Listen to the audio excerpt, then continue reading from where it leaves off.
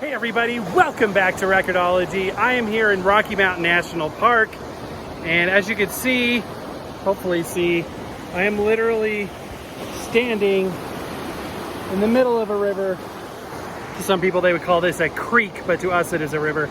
Anyway, I just wanted to welcome you to the show. Thank you to everybody in the Vinyl Nation who joined recently and is enjoying that exclusive content. But for the rest of us today, we got a really cool show coming up that you're not going to want to miss. Welcome to Record-ology. And about that wonderful trip we made yesterday up to the mountains, have you ever seen those Karen videos where it features somebody usually involving a parking space or something stupid? And I don't like name calling, so I wasn't initially like jumping onto the Karen bandwagon, as it were, until yesterday, when I had a Karen experience that I would like to share with you, and featuring pictures. Stay tuned to the end of the show, and I will tell you all about it and show you the pictures. But today, we're going to take a look at this record player. It is a Sony record player. We have not yet reviewed Sony record players, and I'm excited to today. I wasn't expecting to do this show, but I had this feeling this morning coming back from an errand we were running this morning, and I was like, you know what? We need to go to this certain thrift store we haven't been to in a long time. I've got this feeling. And this is not the first time I've had this like thrift store feeling and had it pay off. So I came across this and I was like, yes, we need to absolutely look at this. So right now it is filthy, and that surprises me. And I'll show you why that surprises me in a minute. But first, I'm going to disinfect and clean this thing, featuring a highly recommended accessory, as I've mentioned before, Clorox disinfectant wipes. But rather than make you watch me do that, I'm just going to snap my fingers and make it happen. Okay, so it is still drying, and it was filthy. I mean, this person was a slob. I don't know how they got it this dirty. You may be saying to yourself, well, it's an old turntable. It's probably been sitting in a garage for 20 years and, 30 years. Who knows? No. You know why?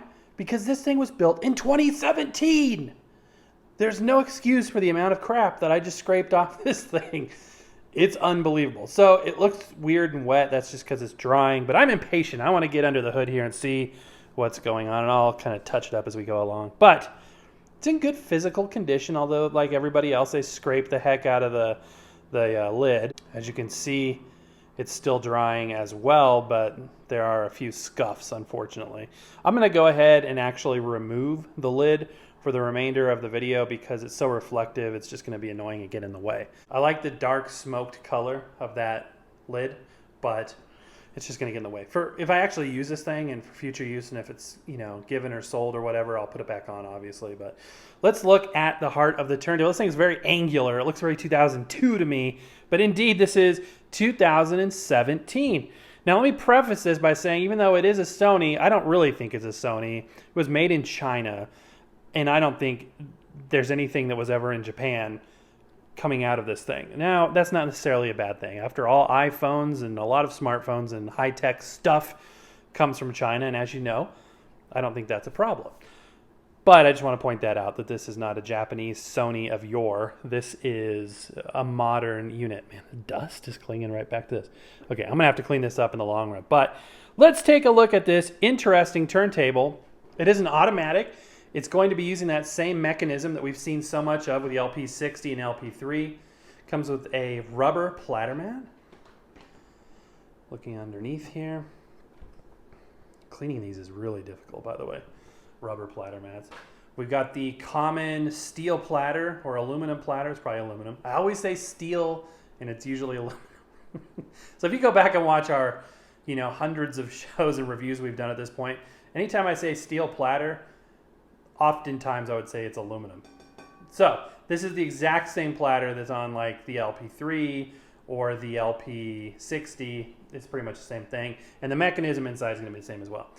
So 2 little finger holes here to grab it.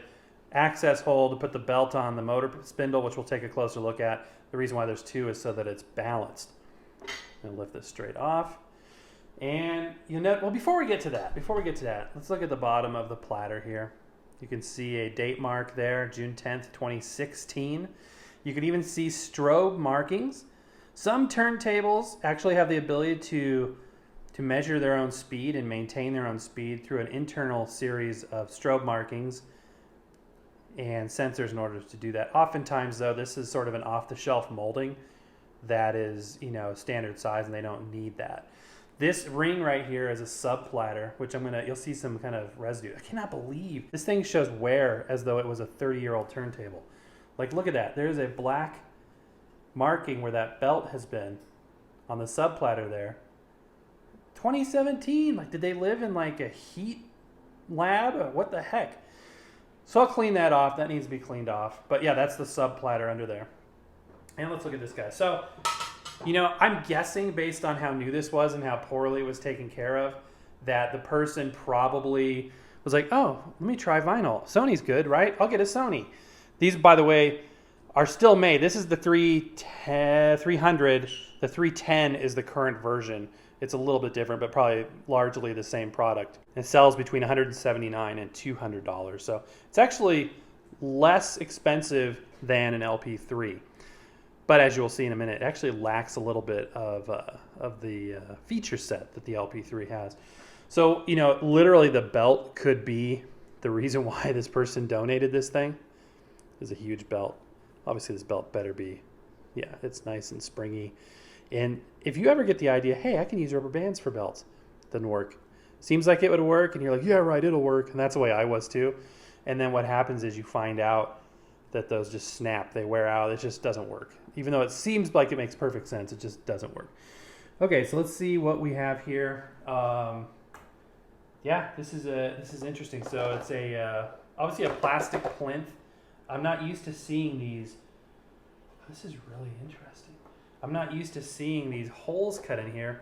And what's really fascinating is this. It feels like it's not a belt, it's a wire. Don't pull on that. That's a grounding wire.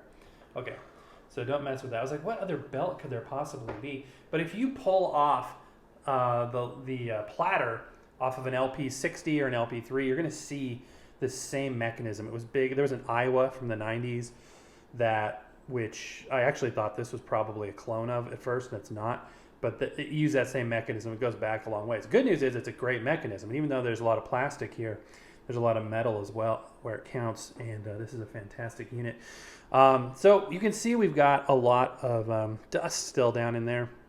It drives me nuts. So what do I do for dust in tight places? I actually like to use this, Crosley Groove Goo. There's a version at Walmart, it's the exact same stuff. It's sold under different brand names. Basically, it is a gelatinous mass that is sold for various uses. In this case, it's designed to clean records, which it actually does a pretty dang good job of. But it's also sold as a product to clean nooks and crannies that you can't wipe clean. So in electronics, it works really well. You just sort of dab it in these areas that you can't, get otherwise. I mean, if you use a can of air, it's just going to settle back down. And look at that. I don't know if you can see that. Let me zoom back in. See that hair down there? Gone.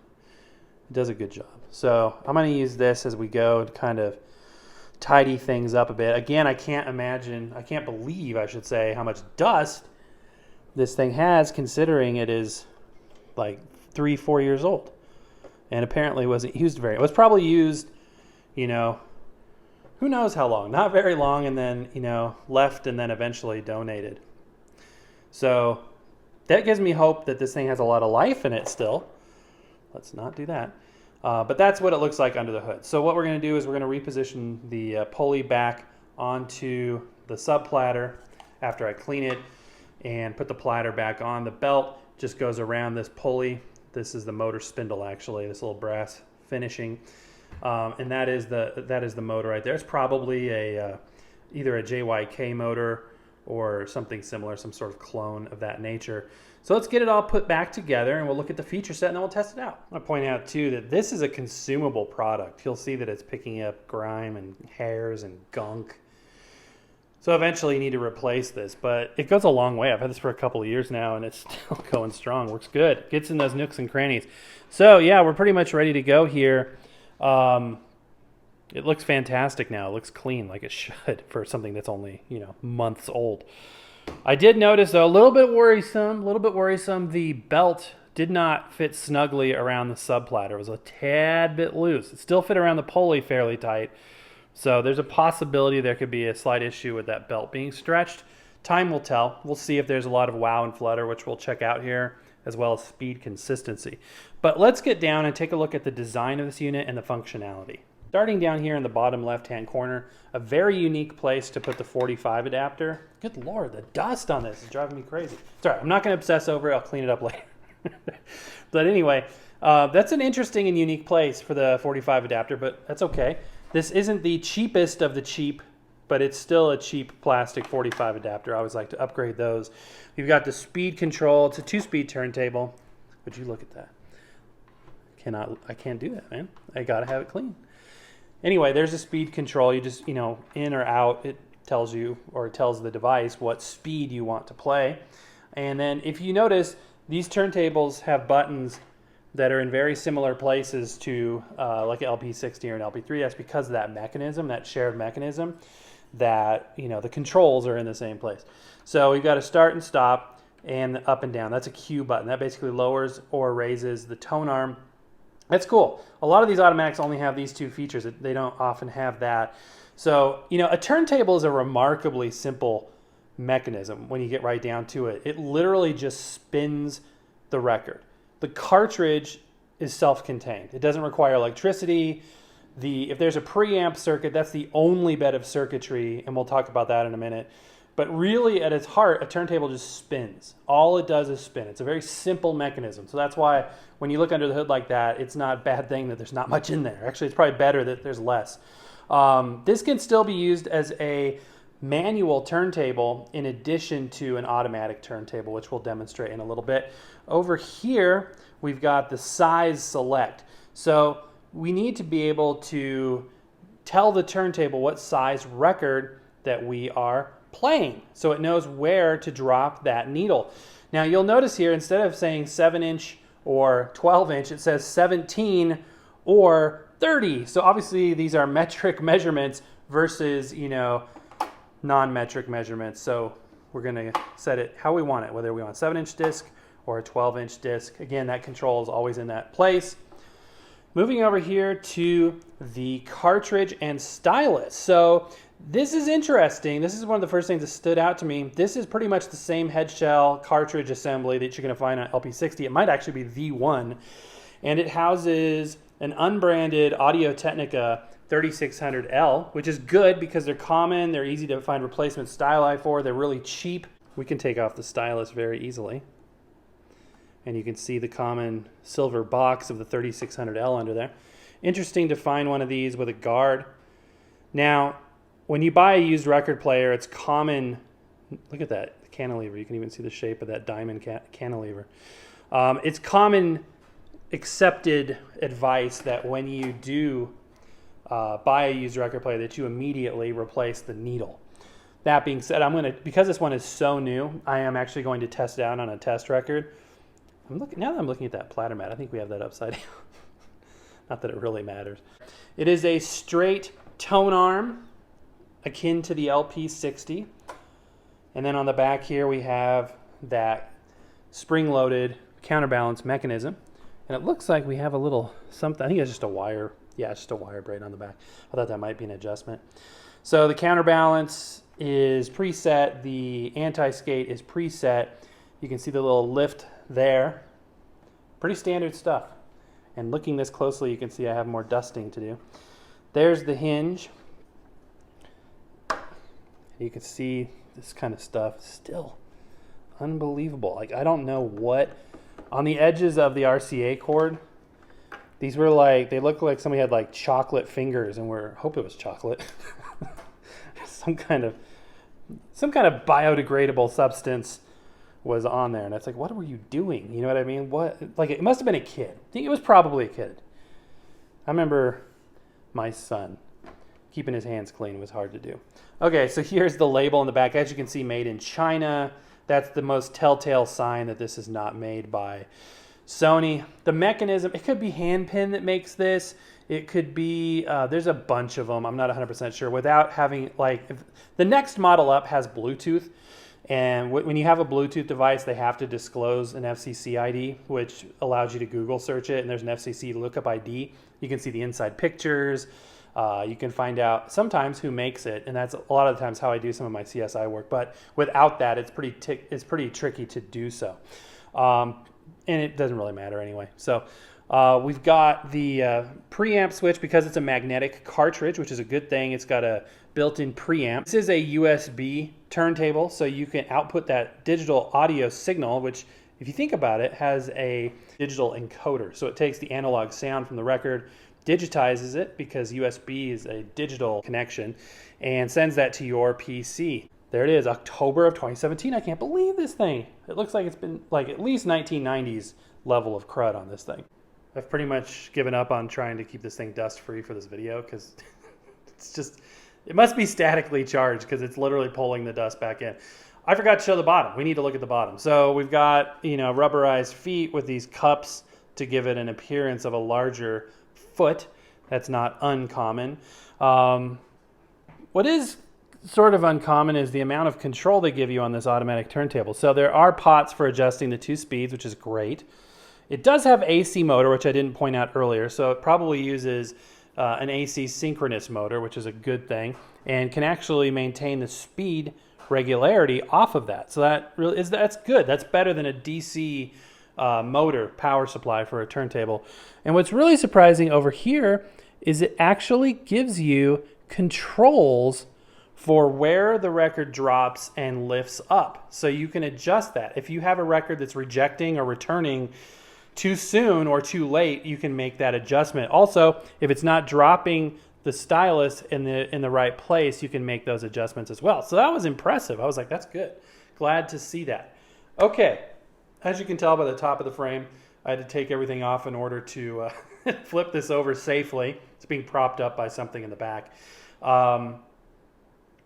So without a C-clip or an E-clip in place on this platter, you can't just like turn it upside down like you could a suitcase player, but that's okay. This is a turntable, not a record player. It is designed to be a high-quality sounding device. This is a mid-range turntable. But I want to point out that even though these sell new for $179 to $200, or at least this model did before it was discontinued recently and replaced with the 310, this I got for 15 bucks. I got this for 15 bucks at the thrift store. You keep your eyes peeled and you're patient. You go back to that thrift store maybe once, maybe even twice a week.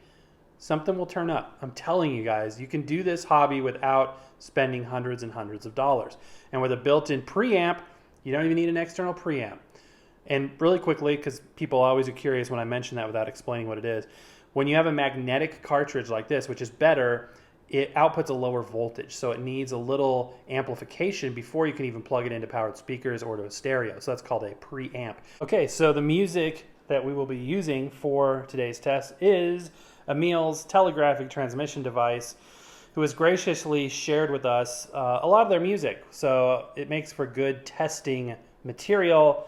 That being said, remember this is the original stylus, so hopefully we don't do any damage, but I'm going to take one for the team here. Now, with an automatic turntable, it's all based on sequence of a cam. So depending on where that cam is, this thing could be in the middle of returning or sending, and it's hard to say. So make sure that you have a record or something, or you're ready to catch the stylus, because when I plug this in, it will probably just start playing the record. I'm going to hit stop here to make sure that we're probably going to be headed in the right direction, but just want to be very careful. I am glad this has a stylus card on it, though. That is good. So plugging it in for the first time. Here we go. All right. So, yep. No big surprise. It was in the middle of something. Okay. So it was in the middle of a play cycle. So let's go ahead and listen. I'm using ambient sound today, you guys. Maybe in the future we'll do a direct feed. So in order to stop playing the record, I just hit the stop button there, and it will raise the tone arm and bring it home. Completely automatic. But like I said before, if you want a manual experience, you can still operate it manually. So if you wanted to play just the fourth song or whatever, you could do that. I'll turn the volume down here. I've got very shaky fingers, so I want to be careful about doing that. So yeah, what if you want to play other size records? How does that work? Let's go ahead and send it home. I'm going to try the lift here. So if you wanted to, pause it for a second, this lift button works really cool. Or you could use it to reposition it, cue it up, and then gently lower it there.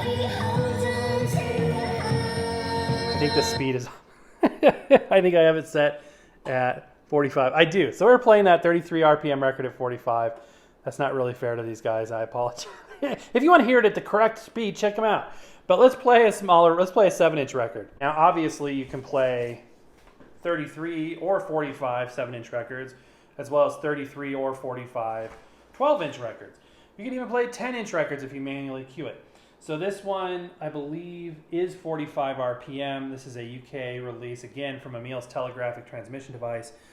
But it is a 7-inch record, so I'm going to make that adjustment, and then I'm just going to hit start, and it should go to town. We'll also do a speed test and a stylus gauge, or a stylus pressure test as well in a second here. Seems to be positioned perfectly.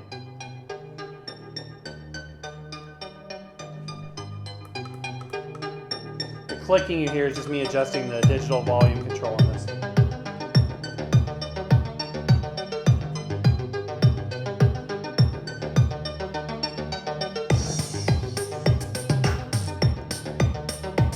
And using the lift, I'm going to position this to the run out, and we'll test to make sure that the return is set in the appropriate way. So it's going to hit the lead out and trigger the return. This looks like it's set perfectly. It sounds good too. I'm getting excited. I might have picked myself up a nice daily driver for 15 bucks. But before I get so excited, I'm going to verify a couple of things. Let's start with the speed consistency, which, if it's off, we can adjust it. But it'll save us a lot of work if we don't have to do that. For that, I'm going to use this strobe mat from Hudson Hi-Fi. By the way, if you want to snag this mat, I'll put a link in the description below. Also, if I find a link for this turntable or the modern version, I'll put it down below as well, because so far, I like it. I think it's good. Seems like a good quality product. It is priced a hair under the Audio-Technica LP3, and from what I can tell so far, nearly the same quality. I'd say it's pretty dang good. The key differentiator between this and the LP3 is it does not have a replaceable cartridge. You have to stay with that 3600L Audio-Technica cartridge, which is not bad, but you can't upgrade it. The LP3, you can actually, it's got a 1/2-inch mount head shell. You can actually upgrade it. So this is like the LP60 series where it's fixed. You also can't adjust the counterbalance, which you wouldn't need to do because it's only ever going to have one cartridge on it. Besides that, you have the tone arm lift is missing, but besides that, it's pretty much the same thing. So $179, even $200, it's 20 to 30 bucks under the price of the LP3, and it's cool. So if you have a bunch of Sony components, this would match nicely. So anyway, there you go. Let's go ahead and verify the speed accuracy. In order to do that, we need light splashing onto the platter mat, the strobe disc, that is from the same power supply as the turntable itself. So we have to kill the daylight and turn on some interior lights. And we'll be looking at these inner 3 rings for 60 hertz power, and let's give it a look. Okay, so let's go ahead and spin it up. We're going to be looking initially at this ring right here. This is 33 RPM. You will see that it is marching to the left considerably fast, which means that the turntable is considerably slow. That's actually what that means. So we need to make an adjustment on the bottom. And if we flip it to 45, that'll be the middle. And you'll see that's also moving too slow, marching to the left there. Boy, would it be easier for us turntable owners if they didn't put these controls on the bottom. Because as you can see, I have to access the bottom, but I have to do it while it's functional. So I've got to prop it up here. I've used a couple of these Crosley powered speakers, and they work nicely. I have to access the bottom of the plinth under here. Now, here is a word to the wise from somebody who has learned the hard way. When you make this adjustment, get yourself an actual jeweler's screwdriver. This is one from an eyeglass kit, which would qualify. It has to be that small. If you try to use a tweaker tool or what you think is a tiny screwdriver, it'll short out, which doesn't really do any damage, but the casing that you're accessing will short it out, and you will inevitably never be able to get the speed set correctly.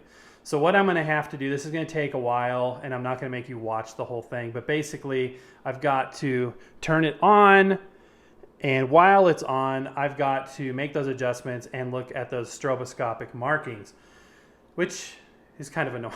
But we're going to start with 45 because it's set to 45 right now. You know, sometimes you're good to go out of the gate. You don't have to do anything.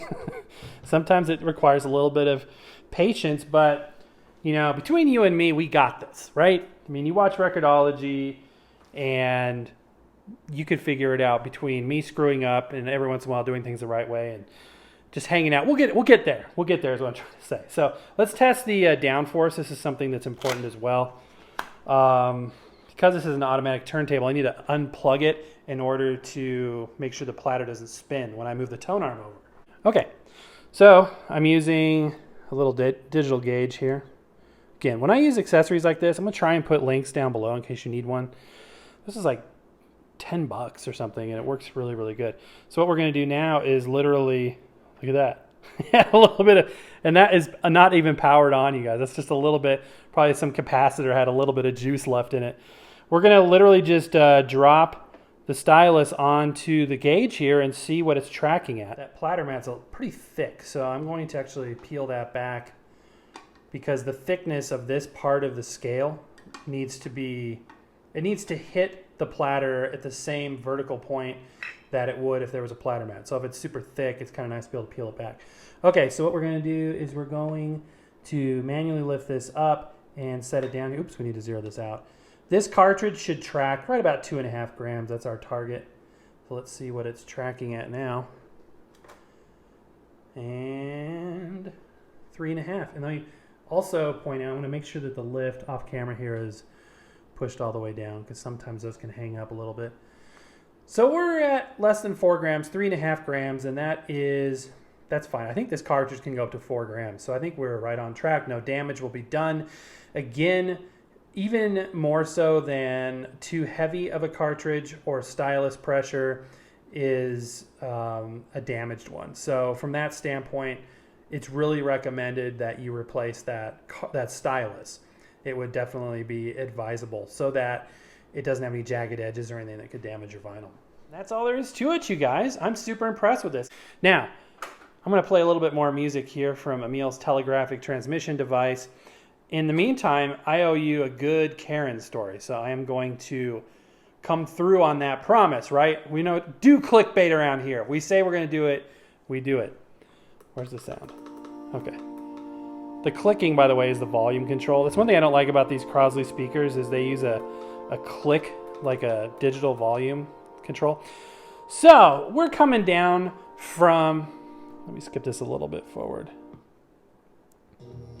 So we're coming down the mountain from a long day of hiking up in Rocky Mountain National Park. It was absolutely beautiful. It was awful warm. It got up in the 90s. But we came down to get a Starbucks at a grocery store down in Boulder. It was a Safeway.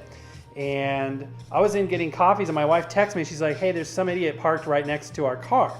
And I'm like, what are you talking about? It can't be that bad. So I get back out to the car and sure enough, this person is parked, like, as you can see, inches away from my car. I'm like, okay, I'm too big to get in there. So I'm going to have to crawl across the seats. I'm going to have to do something. But before I did that, before I could even do that, this lady starts coming out to her car. I'm like, oh, this is great. I'll just sit here and stare at her awkwardly. And she'll be like, oh, I'm so sorry. Let me get out of your way. She just looks at me, gets back in the car. And then I'm like, okay, rude person, but still, I'll wait a couple of minutes for her to leave. Didn't leave. Sitting there tapping on her phone. I'm like, you gotta be kidding me. I'm like, hey, could you please move your car? And she's like, no, I can't. I'm like, why? What's wrong? She's like, I'm too busy right now. And I'm like, you've got to be kidding me. Meanwhile, this guy shows up out of the middle of nowhere. He's like, hey, man, I got you. What's going on? He starts cussing at the lady. I'm like, it's okay. Don't need to cuss at her. Just, I'm stuck here. And he's like, I got an idea, man. Here's what we'll do. I have this on the wrong speed again. I did. I am so bad about that, guys. I'm so sorry for playing the records at the wrong speed. Oh, my goodness. Anyway, so he's like, I'll tell you what I'll do. I'll go ahead and get in your car and back it out for you. I'll crawl across the seat so you don't have to. I'll even try to squeeze in there, whatever. And I was like, no, dude, you're not stealing my car. This seems like then I'm like, this is a genius setup. create a problem, and then create a solution. So I don't know what was really happening, but we weren't having any of it. We just took off and we're out of there. So anyway, that was my run-in, and I was thinking to myself, I should be filming this. And then I thought to myself, then I'm like every other Karen video out there. And I don't want to do that kind of content. We don't do that here at Record-ology. All right, guys, that's going to do it for today. Why, hello there. I hope you enjoyed the show, you guys. Still up here hiking. I hope you get out. While the weather is still warm, winter is about to rear its head, I'm afraid. But I love fall. I actually love winter, so I'm not really afraid. My wife doesn't like it, but I really like it anyway. But that's going to do it for now, guys. Give me a thumbs up if you haven't done so already. Join the nation, all that good stuff. But we'll see you next time. Happy record hunting.